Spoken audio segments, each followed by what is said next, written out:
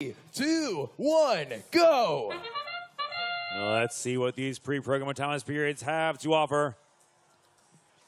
Galileo, ESM Robotics, they had their gear almost in line, but it was flung up off the davit, so they weren't able to make that autonomous score.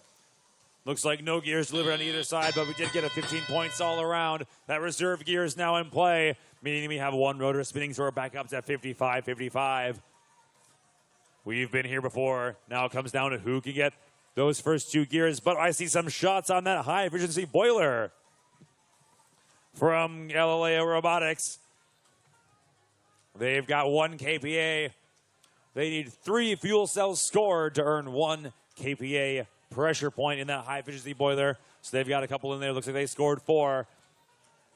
A couple more, and they'll be able to earn that additional KPA bonus over on the Blue Alliance. They've got 1 gear delivered. It looks like the Cat Machine, they're working on delivering that second gear and getting that second rotor going for that Blue Alliance side. We've got 1 additional gear so far on the Red Alliance airship as well.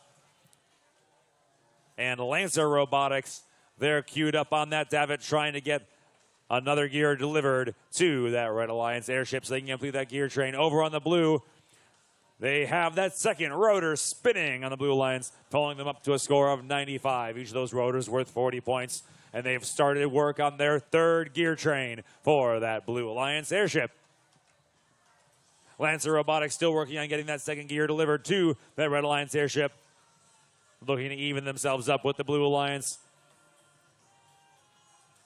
And they have 1 KPA pressure point, which could make the difference in a game of rotors.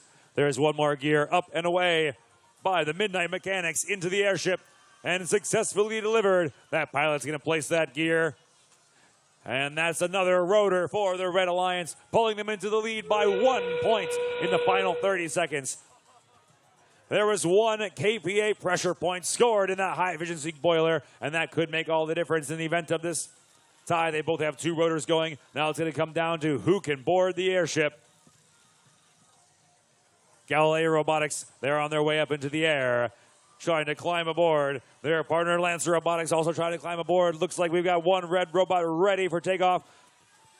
Lancer Robotics as well ready for takeoff on the Blue. Time expires before those Blue robots have a chance to climb aboard, pulling Red Alliance into the lead.